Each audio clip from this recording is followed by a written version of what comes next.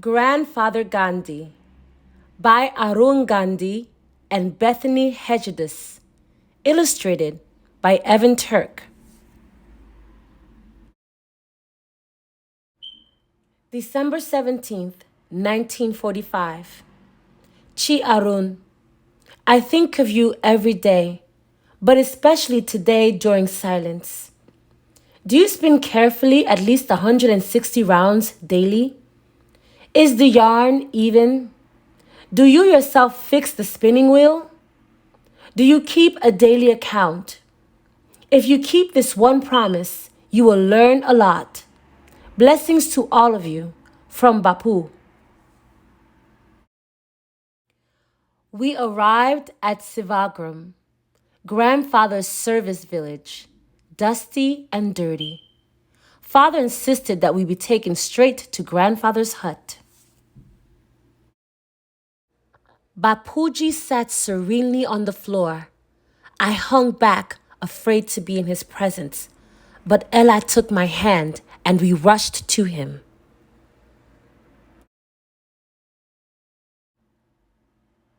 We bent to touch his feet, a sign of respect. Grandfather gathered us to him in a big hug. He smelled of peanut oil. Arun walked the entire way from Wardar Station, Father said. Grandfather stood and smiled his toothless grin. That walk is a test of character. I am impressed. My heart swelled as big as a balloon. I had made grandfather proud. That evening I floated to dinner. The tin bowls and utensils we used clanged, making a funny sounding music. I ate spoonful after spoonful of boiled pumpkin. It was mushy and bland, and I didn't like it. But what I liked less was sharing grandfather. Sevagram was filled with people. 350 followers lived here. For the rest of the night, even as I washed and readied myself for bed, my dinner sat like a lump in my stomach. The Gandhi name was much to live up to. I had passed my first test, but there would be others. What if I failed? Mother ushered Ella and me to bed. The air was so thick and hot, we slept under the stars to keep cool. I tossed and turned, wondering what the next day would bring. Finally, I fell asleep, after even the earth seemed too quiet. The next day, everyone awoke at 4 a.m. With the dark of early morning wrapped around us, we prayed. Silence filled the air. Everyone was still, but I was fidgety. The peace of prayer felt far away. I was glad that when the sky turned the deep orange of a tangerine, it was time for chores. Ella headed off with Mother to wash vegetables. Father went with his team to clean the toilet buckets that needed to be emptied, washed, and put back for use. My cousin Kanu and I went off to weed the garden. And grandfather, he worked too, sweeping the floors of the mud huts. After chores, it was time for lessons. I met with Bana Hasalika, my tutor. We have so much work to do, he said upon meeting me. Someone, maybe even my grandfather, must have told him that I didn't speak Gurahati well. I stared at my sandaled feet. At home, I spent my study time practicing John Wayne's swagger. But here at Sevagram, there would be no movies. There wasn't even electricity. No one knew who John Wayne was. I'd tried to get the other kids to play bank robbers and sheriff, but the only game anyone was interested in was soccer, which ended up being okay. I was good at soccer, better than I was at Gurahati. The first week went by in a blur. I saw grandfather many times, but for most of the day, he worked in his hut. Whenever I'd get a chance, I'd run a stick along the fence post outside, waiting for some time alone with the Mahatma. But I was always shooed away. Idleness was not allowed.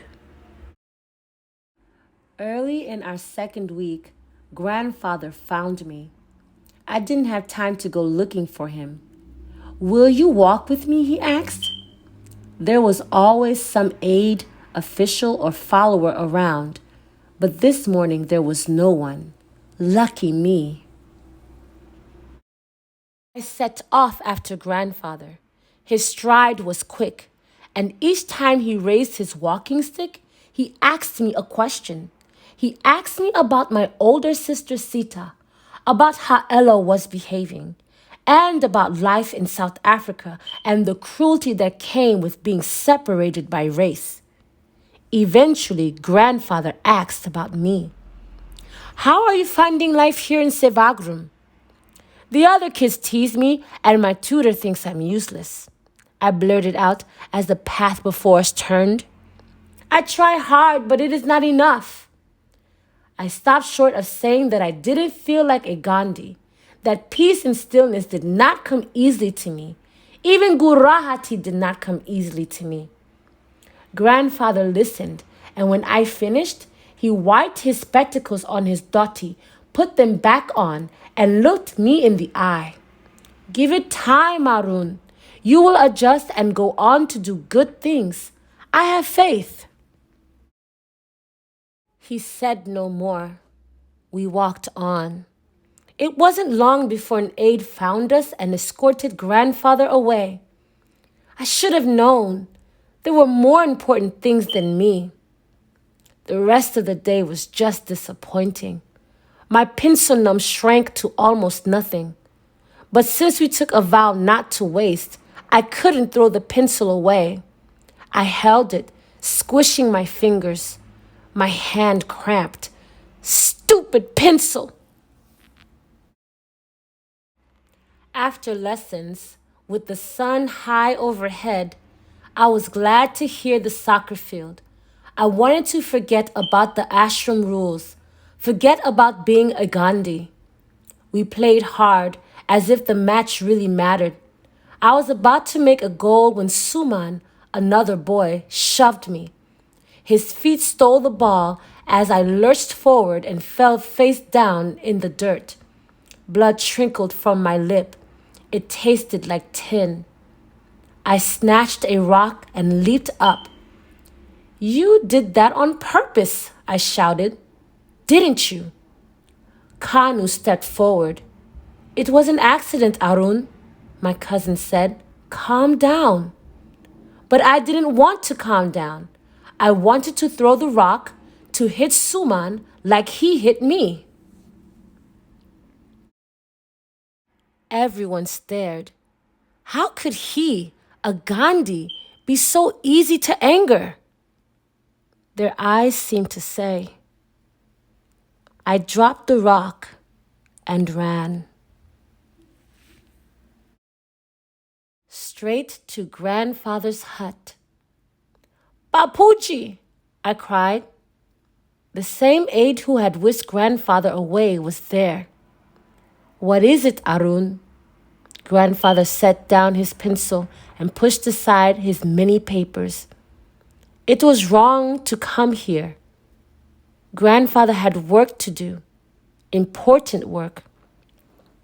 I backed up to leave, and grandfather bowed. "Namaste," he said. Not to me, but to the aide, politely dismissing him. A moment later, we were alone. "Tell me what has made you so upset," he said. I did. Out came what happened on the soccer field, getting pushed, the rock, everything. When I was done, my head throbbed. Grandfather didn't need to say it. I'd never live up to the Mahatma I'd never be at peace. Do you think Suman and Kanu never anger? Or that they never think injustices happen solely to them? Grandfather wiped my tears. Do not be ashamed. We all feel anger.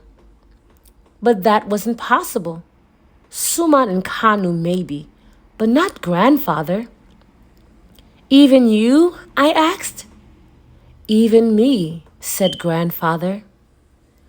But grandfather taught peace. I'd never seen him angry, not even now when I told him what I'd almost done. Let us spin, he said, and he sat before one of two spindles. Grandfather wasn't one for riddles, father had often told me, but he was one for stories. One was coming, I was sure of it.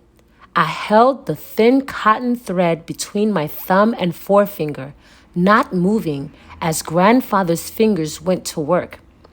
Have I not told you how anger is like electricity? I shook my head. It is. Anger can strike like lightning and split a living tree in two, he said. I saw myself on the soccer field, rock in hand, ready to strike. I saw the movie cowboys and their guns. Or it can be channeled, transformed. A switch can be flipped, and it can shed light like a lamp. I saw grandfather speaking before thousands. When grandfather was angry, he didn't lash out. He worked to make changes, lasting changes for all, not just himself. Then anger can illuminate. It can turn the darkness into light, grandfather said. That's what you do, I said quietly, sure I couldn't do the same. Arun, we can all work to use our anger instead of letting it use us. Grandfather slowly stood. He beckoned me to him, and together we stood at the doorway of his hut looking out, at everyone working as one. He hadn't told me I was foolish. He hadn't told me I was wrong and he was right. He hadn't even forced me to choose, lightning or lamp. But I did choose, and I would choose over and over from that moment on, like grandfather. I did my best to live my life as light.